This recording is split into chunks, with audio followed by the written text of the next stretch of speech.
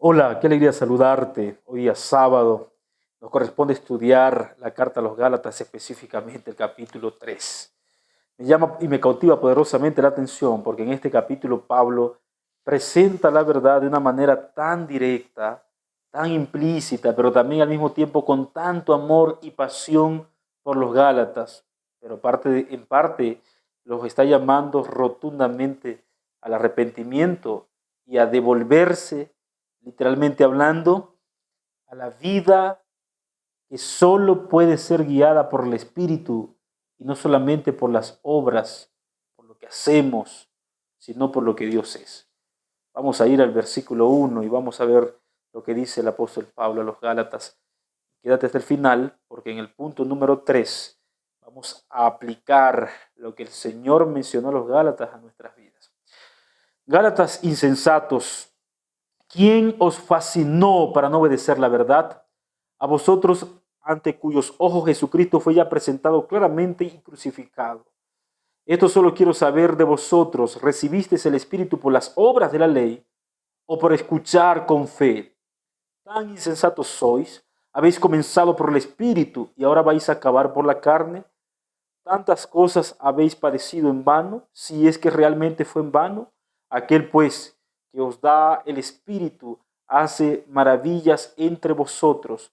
¿Lo hace por las obras de la ley o lo hace por oír con fe? En este pensamiento Pablo está llamando a los Gálatas a una reflexión especial.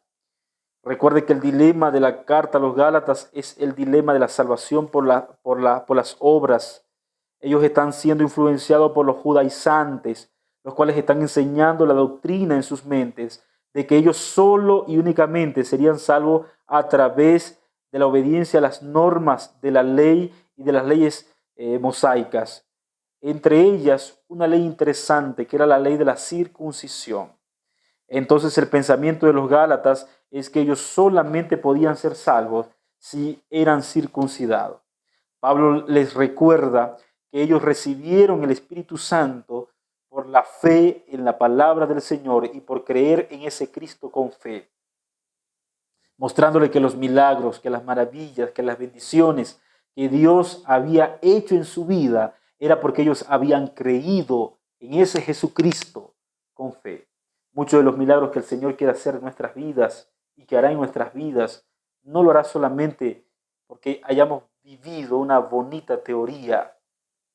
El Señor hace milagros a través de la persona del Espíritu Santo. Pero hay que entender bien esto, porque estas palabras tranquilamente pueden ser mal interpretadas y hasta el día de hoy están siendo muy mal interpretadas por muchos de nuestros amigos que sinceramente leyendo la Escritura o creyendo en la palabra del Señor, literalmente utilizan el texto para aplicarlo de una manera literal a sus vidas y decirle que ya nunca más hay que guardar la ley de los 10 mandamientos. Cuidado con esto.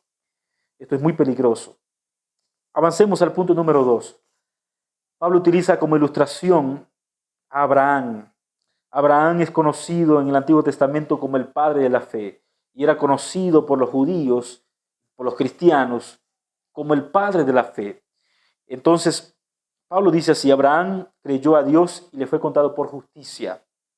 Sabed, por tanto, que los que tienen fe, estos son también hijos de Abraham.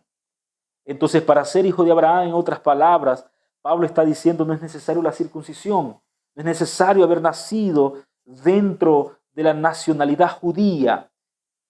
Para ser un creyente se necesita creer en la gracia perfecta de Cristo Jesús.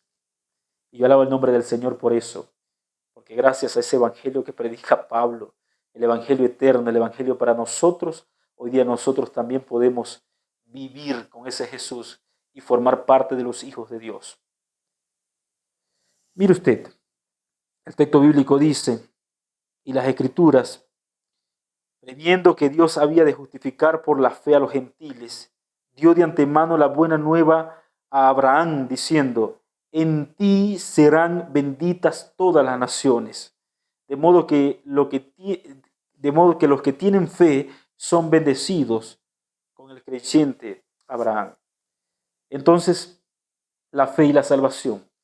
no solamente era para las personas que habían nacido como hebreos, judíos, que son lo mismo. La fe también debía de alcanzar a aquellos que habían nacido como nosotros en otras naciones, en otros países, en otros lugares, pero que decidíamos creer en ese Jesús de Nazaret.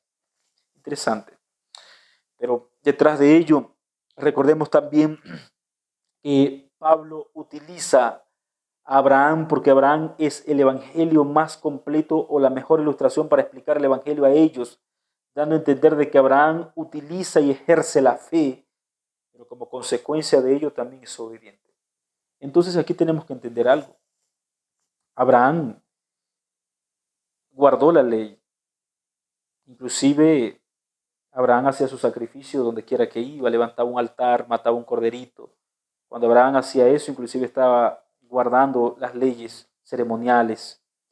Entonces tenemos que comprender que la fe de Abraham era una fe viva, porque él hacía esto no confiando en esto como la esencia, sino como el medio para llevarlo a Jesús.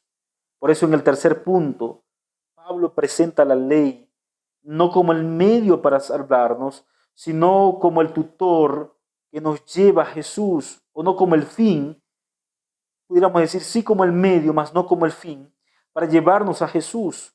Pablo presenta la ley como el tutor, como el coaching, como el instructor, como la persona que nos capacita para ir a Jesús. Terminado la ilustración de Abraham, Pablo le dice así, versículo 19. Entonces, ¿para qué sirve la ley?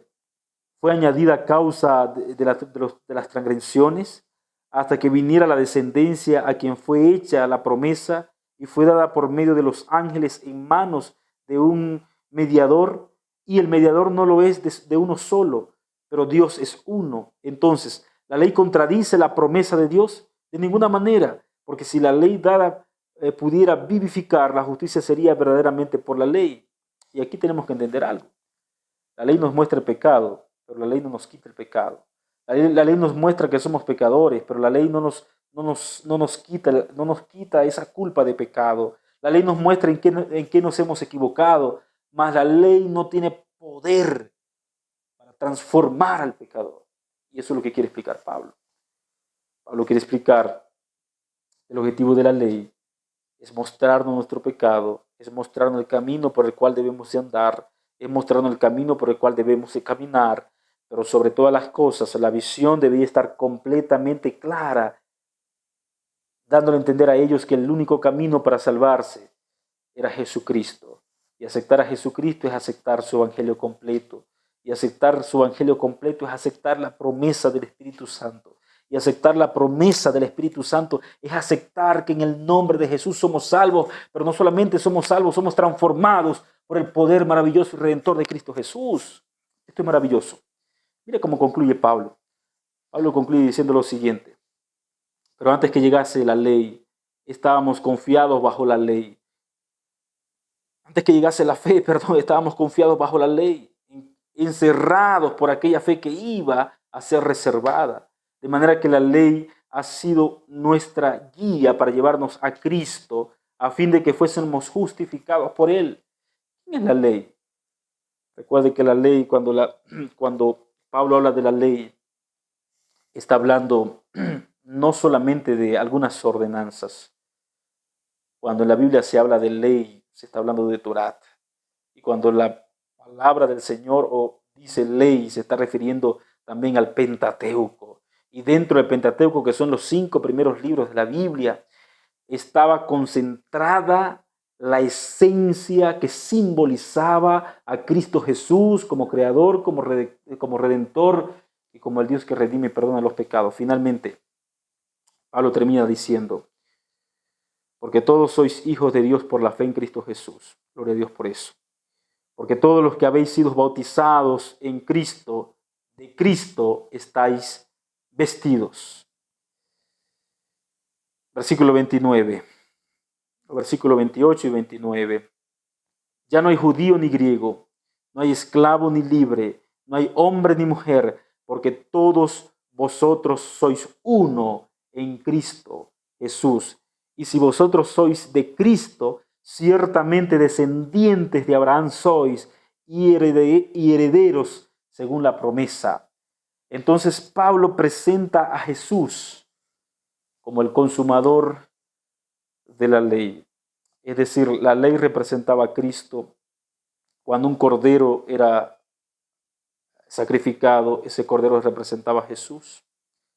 Cuando una persona era circuncidada, representaba que estaba aceptando el Evangelio de Jesús y estaba aceptando el bautismo de Jesús.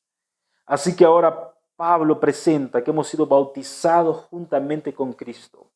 Es decir, cuando ya el Cordero de Cristo viene a esta tierra, los seres humanos ya no necesitaban practicar la circuncisión, sino aceptar a Jesús. Pero para aceptar a Jesús había un camino simple para hacerlo, y era ser bautizado. ¿Ya te bautizaste por agua? Ahora pide el bautismo del Espíritu Santo. ¿No te has bautizado del agua? Pide en el nombre de Jesús ser bautizado. Busca una iglesia, busca un pastor, oriéntate en la Escritura y en el nombre de Jesús decide entregar tu vida a Jesús a través del bautismo, porque es necesario para la salvación. Significa que estás aceptando a Jesús. Pero si ya lo hiciste, entonces ahora piensa que el único y la única garantía para mantenerte fiel a ese Jesús maravilloso es andar en su palabra, sellado por el poder bendito del Espíritu Santo. Gente linda, este capítulo da para hablar mucho. No estamos haciendo un sermón de este capítulo, estamos comentando parte de este capítulo. Pero en el nombre de Jesús, hoy, en esta mañana, en esta noche o en este día, en el momento que veas este vídeo, trata de estudiar con cuidado la palabra del Señor y pídele a Jesús que ese mismo espíritu que vivificó a Pablo y que transformó la vida de Pablo y que Pablo predicó con fervor y poder a los Gálatas, también transforme tu vida. Que Dios te bendiga, que tengas un excelente día. Y recuerda, si estas palabras tocaron tu corazón, te hicieron bien, comparte para que más personas conozcan de ese Jesús maravilloso. No olvides suscribirte a este canal y no olvides activar la campanita para que siempre puedas recibir las notificaciones de los vídeos que estaremos compartiendo todos los días con ustedes. Que Dios te bendiga.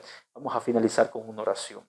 Querido Jesús, bendice a las personas que están mirando este video. Bendice a aquella persona que desde su celular, desde su habitación, desde su casa, o tal vez en la calle conduciendo a algún lugar, esté escuchando tu palabra a través de este lindo video.